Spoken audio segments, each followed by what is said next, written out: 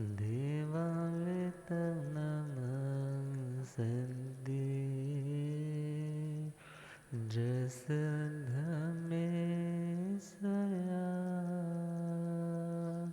मनो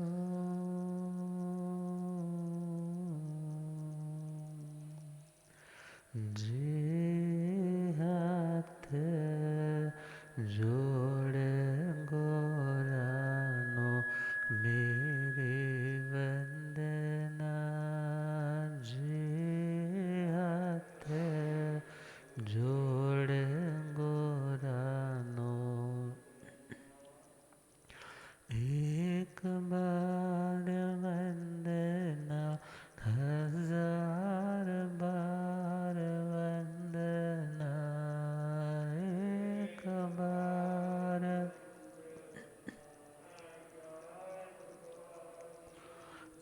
लाख बार वंदना करोड़ बार वंदना लाख बार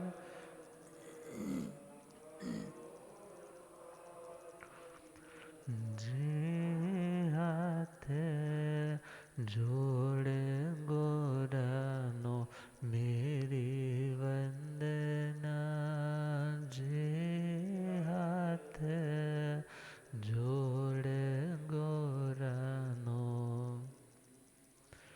डगमग डोले नैया मेरे डगमग डोले मुझको है सतगुरु तेरे मुझको ओट है सत जे आसा भवसागर पार लंघना जे आसा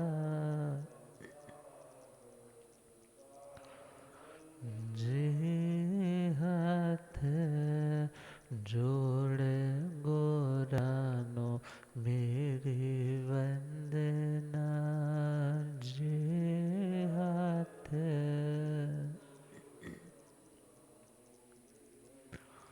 अनंत अनंत शांति के निकेतन शासनपति श्रमण भगवान महावीर स्वामी के पावन चरणारविंदों में हार्दिक भावना वंदन नमन। मेरे अंधेरे जीवन को रोशनी प्रदान करने वाले परम उपकारी आगम ज्ञान के भंडार आगम ज्ञाता आगम पुरुष जिन शासरतन हिमाचल के श्री उपाध्याय भगवंत श्रद्धे गुरुदेव श्री जितेंद्र मुनि जी महाराज साहब के पावन चरण कमलों में हार्दिक भावना वंदन नमन। आदरणीय सेवा भावी श्री प्रशमित मुनि जी, धर्म सभा में उपस्थित धर्म अनुरागियों, सुशीलवती माताओं एवं बहनों, असीम पुण्य दे से भाग्य दे से आप सबको संतों का समागम और वीतरागवाणी श्रवण करने का सुअवसर प्राप्त हो रहा। वीतराग परमात्मा भगवान महावीर स्वामी की मंगलमय दुखों को मिटाने वाली जिन वाणी श्रवण कर रहे हैं, श्रीमद् समवायांग सूत्र 32वां समवाय 32वां चैप्टर 32 योग संग्रह। 32 ऐसे तत्व, 32 ऐसे पॉइंट्स जो आत्मा को दुनिया से हटा करके अशांति से हटा करके शांति से आत्मा से मिलाने में, योग करवाने में समर्थ है। तो उन 32 बातों में हम श्रवण कर रहे हैं 26वां पॉइंट, अप्रमाद। अप्रमाद का एक अर्थ तो है मोक्ष के लिए, मुक्ति के लिए जिन चीज़ों की आवश्यकता है उन समस्त चीज़ों का फॉलोअप जिंदगी में ठीक से हो रहा है, उसका नाम है अप्रमाद। मगर जब कभी व्यक्ति अपने मिशन को, अपनी डेस्टिनेशन को प्राप्त करने वाले जो साधन है, जो उपाय है, जो तरीके हैं, जो मेथड्स है, उनकी उपेक्षा, उनकी अवज्ञा, उनकी अवहेलना या उन चीज़ों को करते हुए लापरवाही रखता है, तो उस व्यक्ति को क्या कहा जाता है? ये प्रमादी है। ये कैसा है? प्रमादी। तो प्रमाद का एक अर्थ हुआ आत्मा के लक्ष्य को भुला देना, आत्म लक्ष्य विस्मृति। और अप्रमाद का अर्थ हुआ आत्मा का जो लक्ष्य है उसकी स्मृति, उसकी याद, उसका एहसास हमेशा हर पल है भी, और जो जो उस आत्मा के उस लापरवाही को बढ़ा सकते हैं उन बातों से वो बचने का भी पूर्ण अभ्यास करता है। तो अप्रमाद मीन्स प्रमाद का ऑपोजिट, प्रमाद का विपक्षी। प्रमाद में यदि मध्य, विषय, कषाय, विकथा और निद्रा इनका स्थान गौरवमयी है, तो अप्रमाद में वो आत्मा मध्य से मुक्त होगा, विषय से मुक्त होगा, कषायों से मुक्त होने की साधना करेगा, विकथाओं से अपने आप को हटा कर के स्वाध्याय में लगाएगा, निद्रा कम करते करते अपने लक्ष्य की प्राप्ति में अपने उस समय को इन्वेस्ट करेगा। तो अप्रमाद जो आत्मा की लक्ष्य प्राप्ति में बहुत सहयोगी बात है। अप्रमाद का अर्थ है सावधानी। अप्रमाद का मतलब सावधानी, अवधान के साथ। अवधान का मतलब एकाग्रता। अवधान का मतलब एकाग्रता, कंसंट्रेशन, डेडिकेशन। और अवधान का मतलब लगन। किसी चीज़ को पाने की जब सच्ची लगन है तो क्या बोलते हैं, ये व्यक्ति इस कार्य को बड़ा सतर्क होकर के कर रहा है। कैसे कर रहा है? बड़ा अवेयर होकर के, बड़ी डेडिकेशन के साथ उसको कर रहा है। तो किसी कार्य को अच्छे से, सलीके से, अच्छी तरह से मैनेज करके, उसके प्रति डेडिकेट होकर के उस कार्य को पूरी लगन, मेहनत और एकाग्रता से जब किया जाए तो उसका अर्थ हुआ वो व्यक्ति सावधान है। वो कैसा है? सावधान है। और सावधान का अर्थ ही यहाँ है अप्रमाद। क्या है? अप्रमाद। जो व्यक्ति सावधान नहीं है तो सावधानी हटी तो दुर्घटना घटी। कितनी बार लाइन्स हम देखते हैं रोड्स के किनारे पर लिखी होती। अर्थात मोक्ष के ट्रैक पर चलने के लिए भी यदि हमने आत्मा के लिए जो ज़रूरी चीज़ें हैं उनको इग्नोर किया, उनके प्रति जो एकाग्रता, जो लगन, जो डेडिकेशन, जो समर्पण होना चाहिए वो यदि नहीं आ पा रहा, इसका अर्थ है अभी वो आत्मा प्रमाद दशा में। किस में है? प्रमाद दशा में।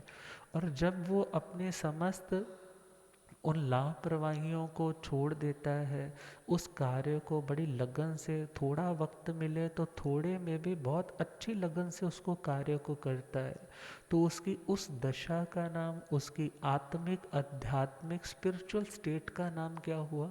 वो अप्रमाद की अवस्था में। और एक और बात जानकारी के लिए, जैसे आहारक लब्धि है, लब्धियां जैसे होती है, तो उन लब्धियों का जो प्रयोग है वो प्रमाद अवस्था में होता है। किस में होता है? प्रमाद अवस्था। अर्थात कोई भी साधक यदि लब्धि का प्रयोग करता है, लब्धि इज एबिलिटी, लब्धि का मतलब कोई चीज़ लभ गई, कोई चीज़ मिल गई, कोई चीज़ तुम्हें प्राप्त हो गई, अब उसका तुम कैसे यूज़ करते हो। तो इन लब्धियों का मिलना तो भले कहा जाता है वो अप्रमत्त दशा में मिली है, मगर उनका प्रयोग किस अवस्था में है आहारक लब्धि का? प्रमाद अवस्था में। अर्थात वो इतने 14 पूर्वधारी मुनिराज भी किस दशा में चले जाते? प्रमाद दशा। क्यों? क्योंकि अप्रमादी संयति गुणस्थान का जो टाइम ड्यूरेशन है वो अंतर मुहूर्त है, वो बहुत थोड़ा है। मगर प्रमाद की अवस्था संयमी तो है, मगर कुछ ना कुछ वो अपने क्रियाओं के प्रति वो नेग्लिजेंट हो जाता है, उसकी उपेक्षा थोड़ी बहुत आ जाती है। मगर छठे से सातवें में जैसे तीर्थंकर भगवान का जीव था, जब भगवान महावीर स्वामी भी साधना काल में थे तो उनके लिए क्या कहा जाएगा कि वो छठे में तो बहुत ऊपर ऊपर के अपर लेवल्स में रहते होंगे, मगर छठे से सातवें में, सातवें से छठे में, छठे से सातवें में, सातवें से जैसे एक पेंडुलम की तरह। अर्थात अप्रमाद की दशा मीन्स बिल्कुल सावधानी की दशा। आत्मा की पूर्ण जागृत अवस्था का नाम क्या है? अप्रमाद की दशा। और साधना करते करते वो इतने सावधान हो गए कि उन्होंने क्षपक श्रेणी का आरोहण करके घाती कर्मों को क्षय किया, केवल ज्ञान, केवल दर्शन पाया, तीर्थ की स्थापना की। और वो समय भी आया जब 4 शेष अघाती कर्म भी क्षय करके मुक्त हो गए। भले ये शब्द, ये लाइंस थोड़ी सी परिभाषिक है, जो रेगुलर सुनने वाले हैं उनको बड़ा इजीली समझ आता है, उनको आता है कि हाँ सारा कुछ क्लियर हो रहा है। मगर जिसने नहीं सुना उसके लिए थोड़ी सी कठिनाई ज़रूर आती है, मगर साथ जिज्ञासा भी पैदा होती। समय तो होता ही है, महाराज के दर्शन करने भी जाते हैं, तो वहाँ पर दर्शन के समय दुनिया की बातों की जगह पर यही पूछ ले कि गुरुदेव जो सुनाया था आज मुझे पूरा क्लियर नहीं हुआ, ये लाइन का मतलब क्या था, ये घाती कर्म क्या होते हैं, अघाती कर्म क्या होते हैं। तो हमारा ज्ञान, हमारी वोकैबुलरी वो भी एनरिच होने लग जाएगी, बढ़ने लग जाएगी। तो खैर, प्रमाद का विपक्ष जो है वो अप्रमाद है, मगर ये विपक्ष भी बहुत अच्छे वाला विपक्ष है, क्योंकि दुनिया में अक्सर विपक्ष किसको बोलते हैं? जो टांगे खींचने वाला होता है, जो काम करते हुए को रोकने वाला होता है। मगर यदि कोई बुरा काम करता है और बुराई को रोकने के लिए कोई विपक्ष तैयार होता है, तो इट मीन्स वो तो आत्मा के लिए फेवरेबल है, आत्मा के हित के लिए आया हुआ वो विपक्ष है। तो देखना है, प्रमाद यदि पक्ष है तो अप्रमाद उसका विपक्षी है। और भगवान ने कहा जो अप्रमादी है वही मोक्ष तक पहुंच सकता है, प्रमादी के लिए मोक्ष नहीं। और जो ये कहते हैं कि ये सावधान हो जाना, ये बिल्कुल आत्मा के प्रति जागृत हो जाना, ये तो बड़ा इजी सा काम है। जब लास्ट टाइम आएगा ना तो हम बिल्कुल जैसे फोटोग्राफर फोटो शूट के टाइम कहते हैं ना, बिल्कुल ऐसे हो जाओ, कॉलर सेट कर लो, अपनी स्माइल अच्छे से करो, तो हम उस टाइम मौत आएगी तो हम उस टाइम बिल्कुल अवेयर हो जाएंगे। मगर ध्यान देना, आपका जो पराक्रम है, आपके जो संस्कार है, आपकी जो करनी है, वो कि माता मरु देवी जैसी नहीं है कि वो अंतिम टाइम आने लगा है और भावों की ऐसी उत्कृष्ट श्रृंखला में पहुंच गए, गज सुकुमाल जी की तरह नहीं है। अर्थात ये लाइंस कौन बोल सकता है कि जब मृत्यु आएगी तो मैं बिल्कुल सावधान हो जाऊंगा? ये तो वो बोल सकता है जिसको कोई बहुत अतिशय ज्ञान हुआ हो। मगर अक्सर ये लाइन बोलने वाले कौन है? जो लापरवाह होते। कौन बोलते हैं? जो लापरवाह होते। भगवान कहते हैं क्षिप्पम न सक्कई विवेक मेयो तमहा समुत्थाय पहाय कामे समिच्च लोयं समया महेसी अप्पाण रखीव चरे पमत्तो।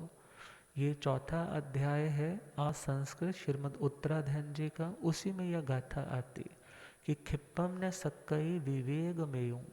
विवेक का मतलब भेद करना, विवेक का मतलब भेद करना, डिस्क्रिमिनेट करना, सेग्रीगेट करना, किन्हीं 2 तरह की चीज़ों को, जब 4 तरह की 10 तरह की चीज़ों को अलग अलग करना, उसका नाम क्या है? विवेक। जो ये कहता है कि मैं ये विवेक प्राप्त कर लूँगा, बड़ी जल्दी से प्राप्त कर लूँगा, जैसे ही मौत आएगी, कि मैं आत्मा हूँ, मैं आत्मा में रमण करने वाला शुद्ध चेतन हूँ, दुनिया मेरी नहीं, परिवार मेरा नहीं, दुकान मेरी नहीं, रिश्ते नाते मेरे नहीं, मेरे को किसी से राग नहीं, किसी से द्वेष नहीं, वो व्यक्ति क्या बोलता है, मैं लास्ट टाइम ना ये सब कुछ बोल लूँगा। मगर भगवान क्या कह रहे, क्षिप्पं न सक्कई विवेकमेव, ऐसे विवेक को प्राप्त करना, यदि कोई बोले मैं जल्दी से ऐसा प्राप्त कर लूँगा तो क्षिप्पं न सक्कई, भगवान कहते हैं काम क्षिप्र, क्षिप्र का मतलब जल्दी से नहीं होते।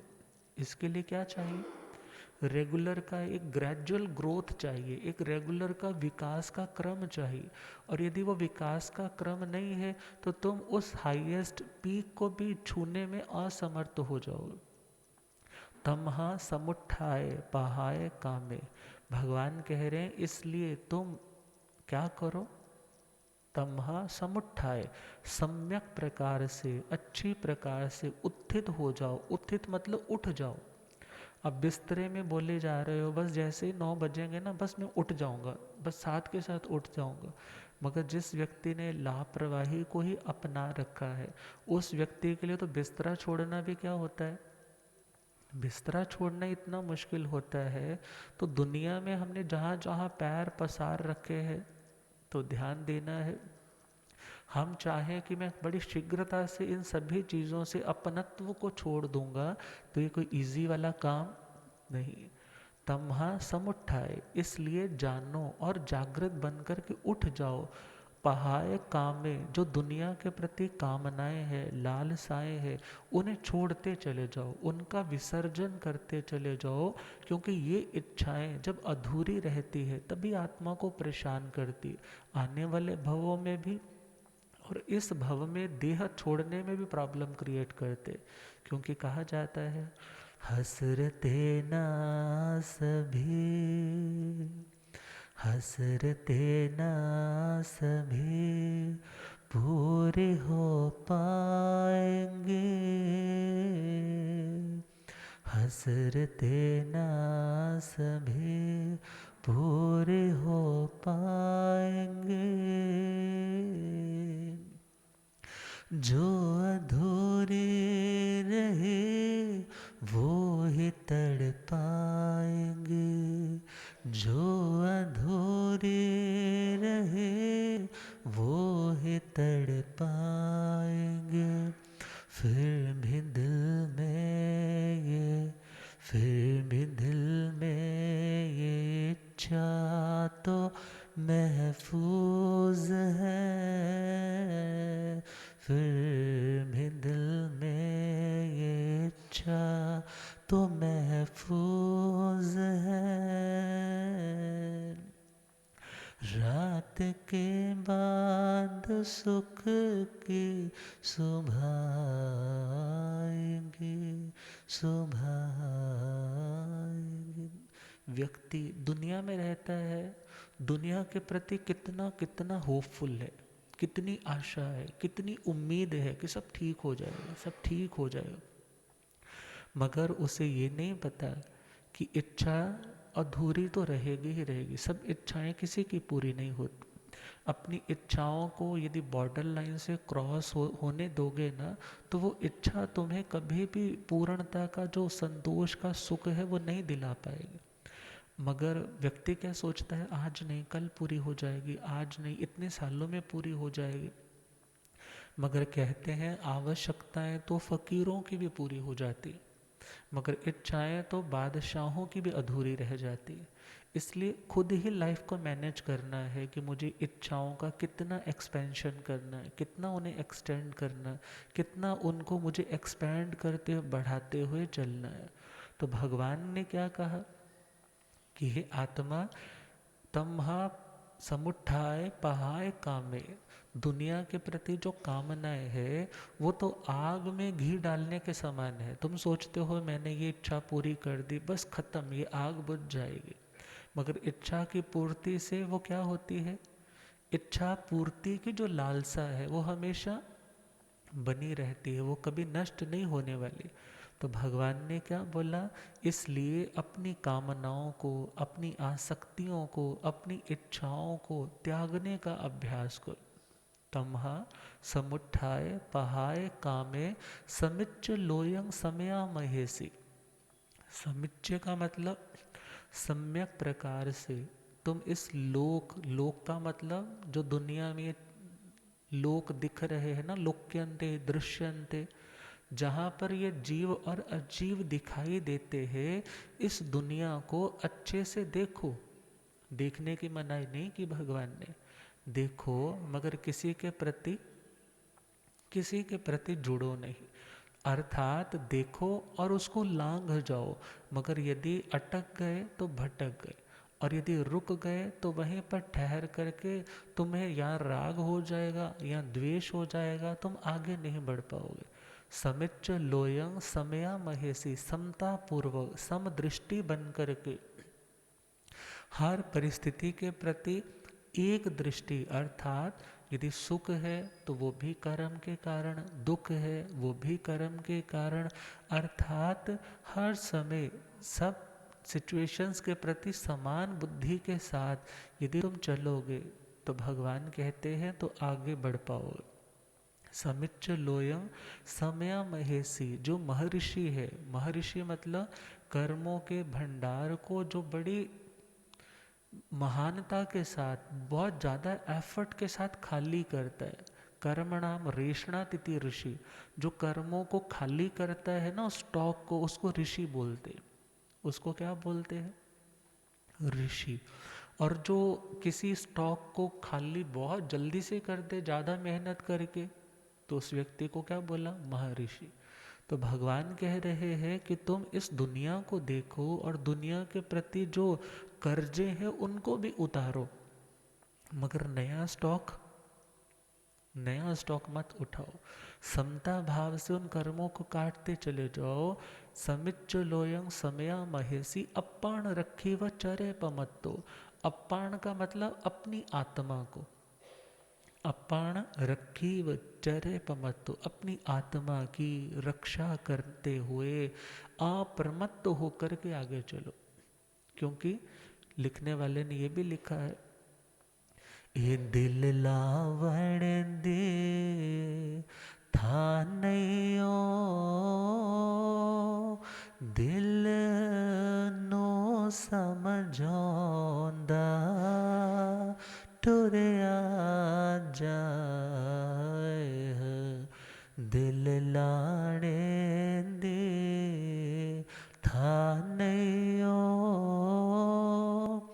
दिल नो समझौंदा टुरिया जा।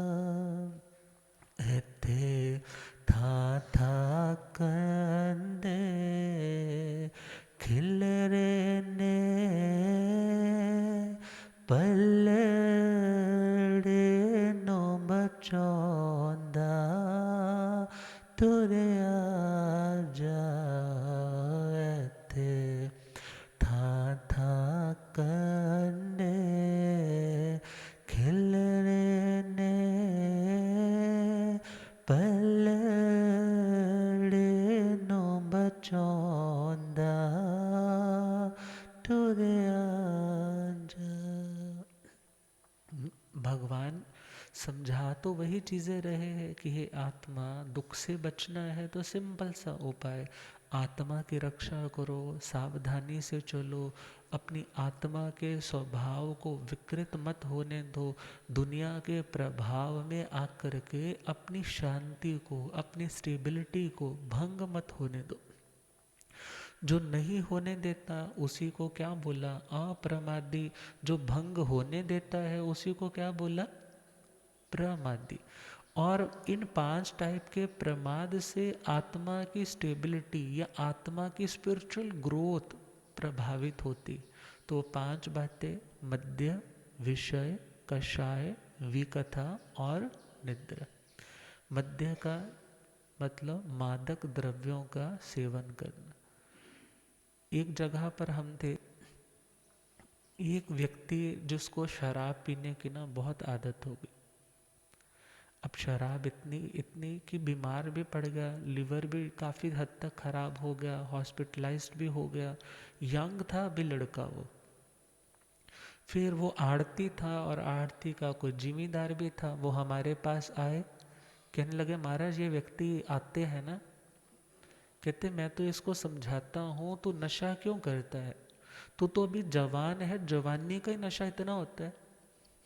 क्या बोला? तू तो अभी जवान है, जवानी का ही इतना नशा होता है, तो इस नशे से तू अपनी जवानी बर्बाद क्यों कर रहा है। मगर वहाँ पर समझने वाली एक और बात थी कि जवानी में भी मदहोशी है, जवानी में भी क्या है, मदहोशी है, और मदहोशी में और मदहोशी ऐड की जा रही, मदहोशी में और मदहोशी ऐड की जा रही है, तो जिंदगी तो गर्क अपने आप ही हो जाएगी। तो भगवान ने क्या बोला, तुम आगे बढ़ना चाहते हो तो ऐसे मादक पदार्थों से परहेज करना होगा, क्योंकि ये मादक द्रव्य तुम्हारी साधना को, तुम्हारी क्रेडिबिलिटी को, तुम्हारी प्रामाणिकता को, तुम्हारी सेहत को, तुम्हारे रिलेशंस को, तुम्हारी एक अच्छी सिटीजनशिप, इन सभी को क्या करते हैं, मलिन करते, दूषित करते, पल्यूट करते। तो इन द्रव्यों का जो सेवन करेगा उसका प्रमाद बढ़ेगा, उसको आत्म स्मृति नहीं रहेगी, आत्म विस्मृति में जाएगा। कोई कह सकता है नहीं महाराज हमने तो ऐसे वाले भी ओपियम ईटर्स देखे हैं, अफीम खाते हैं, बोलते हैं हमारी सिद्धि लो लग गई भगवान से। क्या बोलते हैं, सूटा लगाया, गांजा पिया, सुल्फा पिया, आजकल तो चिट्टा पता नहीं कितना कुछ आ गया, बोलते हैं हमने वो लेते हैं तो बिल्कुल शून्य की अवस्था में चले जाते। मगर ध्यान देना, ऐसे मादक द्रव्य लेने से तुम यदि ऐसी सिचुएशन में पहुंचते हो तो वो सिचुएशन तुम्हारी कोई परमानेंट सिचुएशन नहीं है, वो तो केमिकल सिक्रेशन ऐसा हुआ कि ब्रेन की वर्किंग वैसी होगी, इसलिए तुम वैसा फील गुड हार्मोन रिलीज हुआ इसलिए वैसा हो रहा है। ये नेचुरल नहीं है, ये तो आर्टिफिशियल वाला है। नेचुरल कब होगा, जब तुम अंदर से सात्विक हो जाओगे, अंदर से सिक्रेशन ऑफ केमिकल्स वो नेचुरली अच्छा होने लग जाएगा, तो वो देखा जाए तुम्हारी स्पिरिचुअल ग्रोथ है। बाकी चीज़ों का ग्रहण करके तुम सोचो कि मैंने तो वो आनंद ले लिया, तो वो आनंद नहीं है, तुम अपने शरीर को भी डैमेज कर रहे हो और दुनिया में एक मैसेज भी गलत छोड़ करके जा रहे हो कि ऐसे भी समाधि हो जाती है। तो भगवान ने क्या उपाय दिया, समाधि का रास्ता, पहला पॉइंट, उसे मादक द्रव्यों का त्याग करना होगा। क्या करना होगा, मादक द्रव्यों का त्याग करना होगा। सेकंड पॉइंट बताया था विषय, विषय का मतलब, विषय का मतलब हमारी इंद्रियों के जो जो विषय उनके सब्जेक्ट्स है ना, तो शब्द, रूप, गंध, रस, स्पर्श, तो शब्द यदि सुनना है तो भगवान की वाणी का शब्द सुनो, जिससे हमारे प्रमाद कम हो। दुनिया के शब्द सुनेंगे राग बढ़ेगा या द्वेष बढ़ेगा।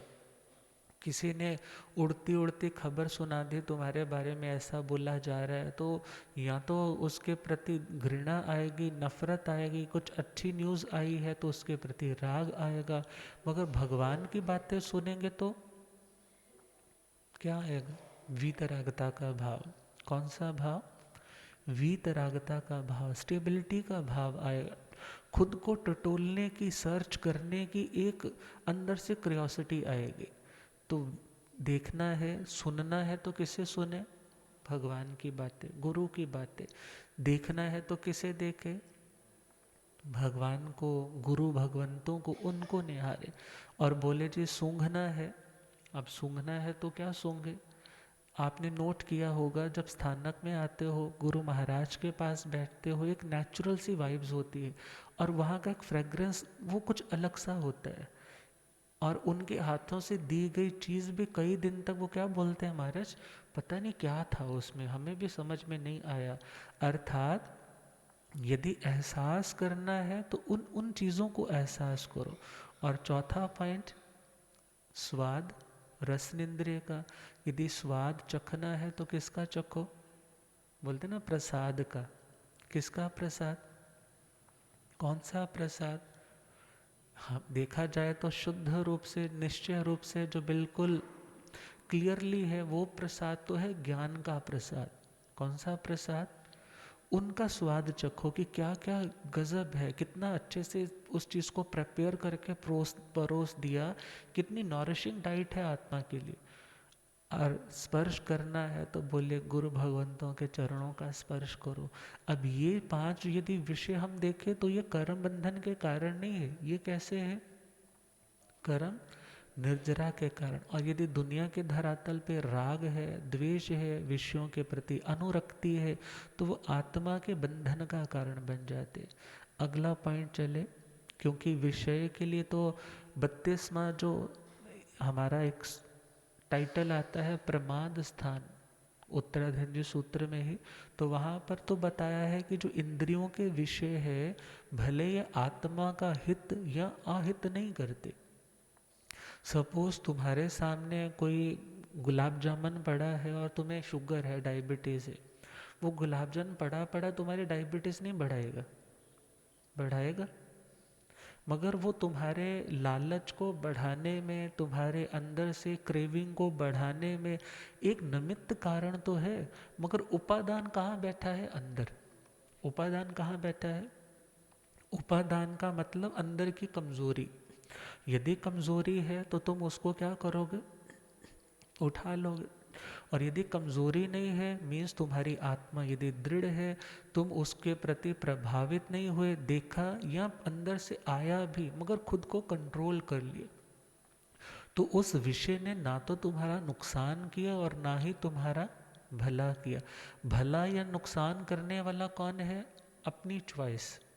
कौन है? अपनी चॉइस।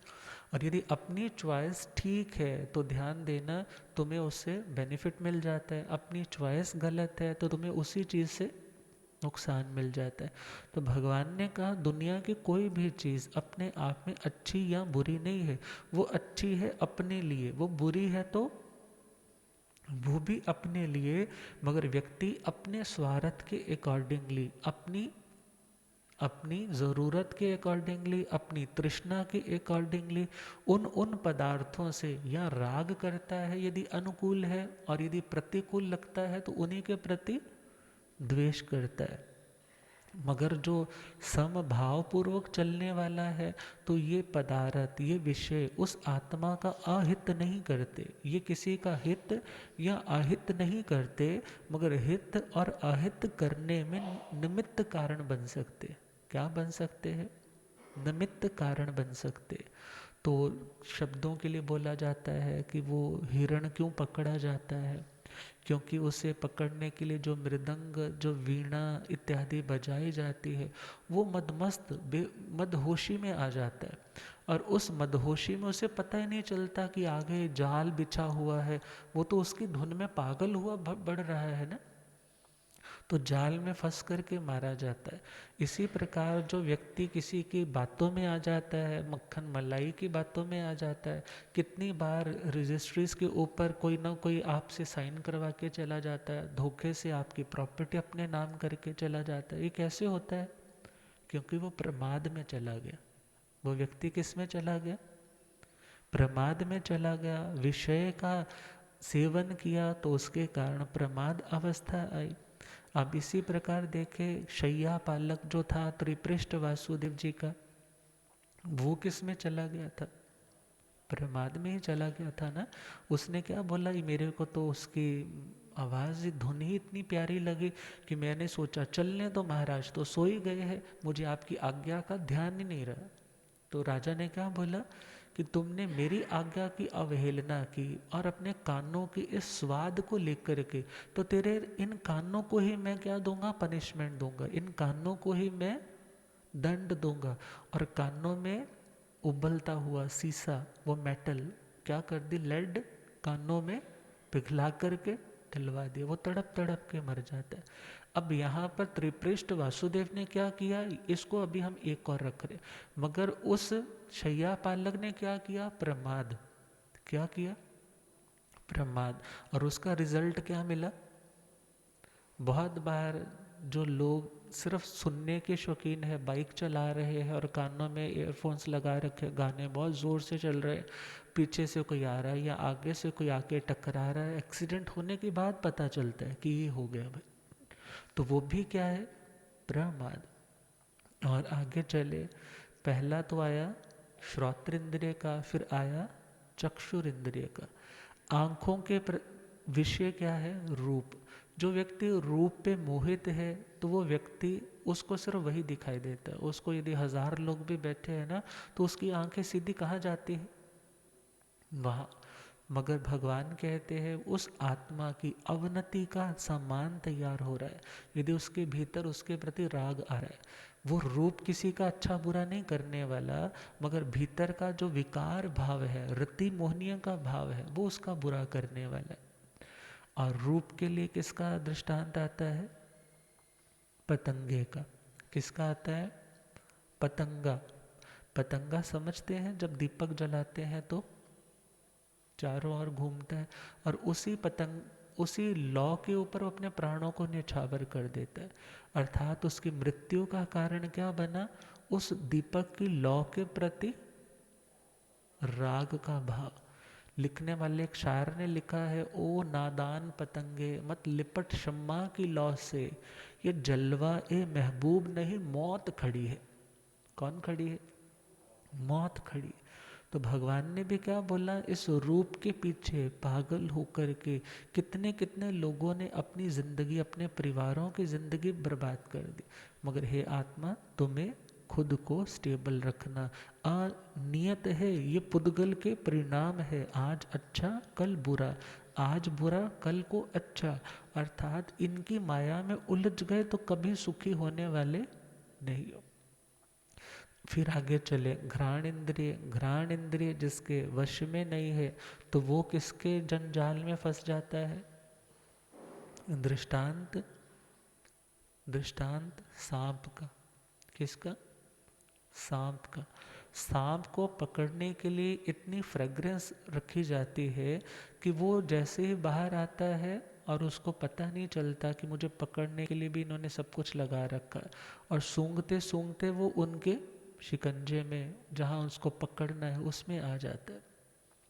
इसी प्रकार देखिए, आज के टाइम में कितनी तरह के फ्रेग्रेंसेस आ गए हैं, कितने तरह के ड्यूड्रेंट्स आ गए हैं, कितने तरह के इत्र आ गए, कितने तरह की वैरायटी है, कोई ऊद है, पता नहीं कितना कुछ आ गया। अब वो सारे का सारा वैसे है किसके लिए, कोई तो कह देता है कि मेरी बॉडी से स्मेल बहुत आती है, मैंने तो इसलिए लगाया।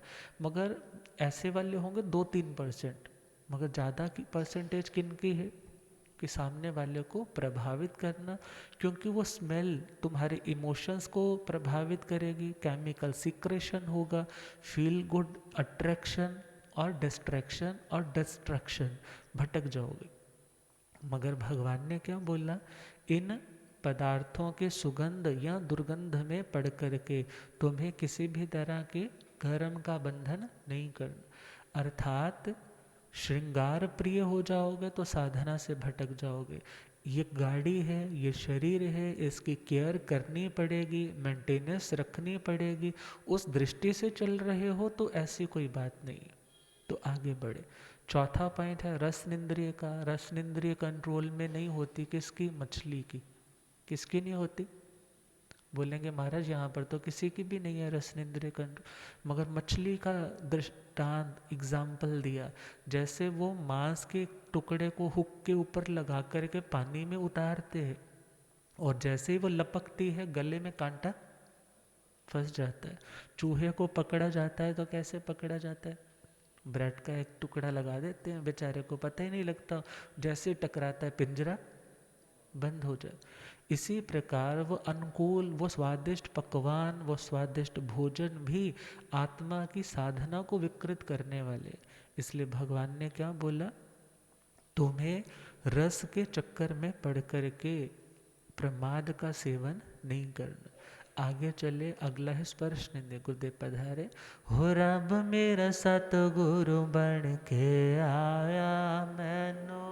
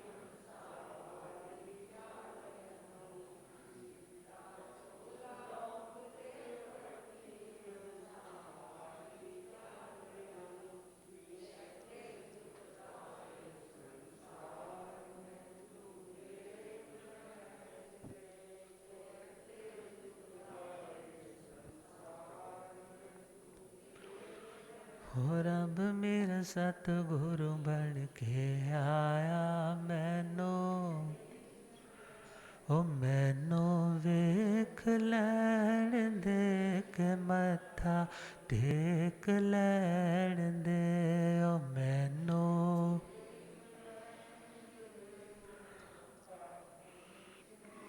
हो रब मेरा सतगुरु बन के आया मैनू, भूलि आगम ज्ञाता आगम पुरुष जिन शास्त्र धन हिमाचल केसरी उपाध्याय भगवंत श्रद्धे गुरुदेव श्री जितेंद्र मुनि जी। तो पांचवा पॉइंट, चौथा पॉइंट रसनिंद्रिय का और पांचवा पॉइंट है स्पर्शनिंद्रिय का। स्पर्शनिंद्रिय के बारे में एग्जाम्पल दी जाती है भैंसे की। भैंसा वो दलदल में, गर्मी बहुत है, दलदल में उतर गया, बड़ा ठंडा कूलिंग कूलिंग लग रहा है, मगर किसी ने समझाया भाई इसमें ना मगरमच्छ रहता है तो जल्दी से बाहर आ जा, हो गया ना, फील गुड हो गया एक बार, बस बाहर आ जा। बोला नहीं नहीं अभी तो बहुत मज़ा आ रहा है, अभी तो मज़ा आने लगा है, अभी बाहर आऊँगा फिर गर्मी लगेगी, अभी तो मैं इसके अंदर ही ठीक हूँ। वो बाहर आया नहीं, किसी सियाने ने समझाया वे मगर मानने को तैयार कहा, क्योंकि हर व्यक्ति को अपनी बौद्धिक क्षमता बड़ी लगती, और जैसे ही उसने ध्यान नहीं दिया मगरमच्छ अंदर से स्मेल उसको आ गई, जैसे उसको पकड़ा वो छटपटाता है, मगर अब छटपटाने से क्या होने वाला है, उसके हाथों मारा जाता। इसी प्रकार जो अनुकूल स्पर्श के चक्कर में पड़ जाता है, स्पर्श इंद्रियों को तृप्त करने की भावना से अलग अलग तरह के स्पर्शों के एहसास का भाव रखता है, ऐसी आत्मा भी कभी सुखी होने वाली नहीं। ऐसी आत्मा प्रमाद में है, मदहोशी में है, बेहोशी में है, आत्म लक्ष्य को विस्मृत करके चल रही। और जो चाहता है मुझे स्टेबिलिटी मिले, मुझे शांति मिले, तो उस आत्मा को इन इंद्रियों के विषयों से उपरत होना होगा, ऊपर उठना होगा। इनके प्रति आसक्ति मतलब राग और द्वेष दोनों को छोड़ना होगा। तो भगवान का अगला पॉइंट कषाय भी आत्मा को मदहोशी में लेकर जाते। और श्रीमद् आचार्य सूत्र में आता है, जे पमत्ते गुणट्ठिये सेहु दंडेति पुवुच्चई, अर्थात जो आत्मा गुणों का अर्थी, गुण अर्थात जो शब्द रूप गंध रस इत्यादि जो गुण है, विषय है, और उन्हें प्राप्त करने के लिए आत्मा दंड का प्रयोग करता है, मीन्स आत्मा दूसरे जीवों का घात करता है, उन्हें दंडित करता है। किसके लिए? अपनी अनुकूलता के लिए। और भगवान कहते हैं मारोगे तो मर जाओगे, तारोगे तो तर जाओगे। मीन्स कष्ट दोगे तो कष्ट आएगा ही आएगा, और किसी की साता का ध्यान रखोगे तो साता की प्राप्ति अवश्य में होगी। ये तो बड़ा ही एक मॉडरेट सा, न्यूट्रल सा, बिल्कुल निष्पक्ष सा सिद्धांत है। और कषाय व्यक्ति जब कषाय के आवेश में है तो वो मदहोशी की स्थिति में है। क्रोध की अवस्था में वो अच्छा तो नहीं करेगा, बुराई करेगा।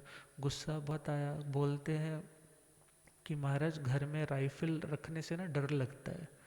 बोले जी वैसे तो होनी चाहिए। कहते क्यों होनी चाहिए? बोले आजकल इतने क्राइम्स बढ़ गए हैं तो अपने पास प्रोटेक्शन के लिए तो होनी चाहिए ना, गन वगैरह लाइसेंस्ड है। बोले हमारे पास तो है, मगर कई बार अंदर से डर लगता है।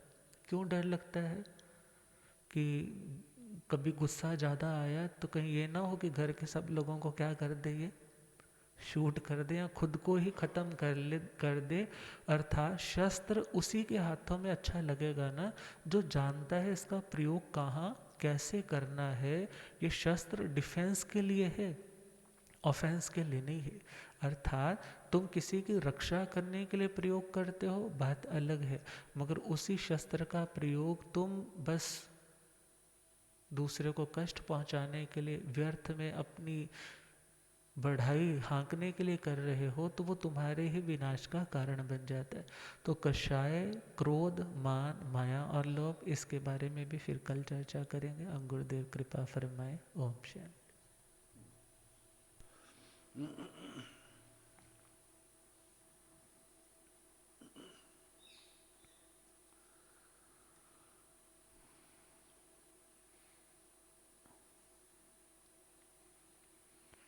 जिण वयन अनुरता जिण वयन जे करंती भावेण अमला असंकलिठा ते हुंती परित संसारी। बोलिए भगवान महावीर पावन चरित गुरुदेव जी। बंधु मन वच काये भव सागर को तरण में करो हमारी सहाय। जिन शासन जिन वाणी सदा जयवंत हो।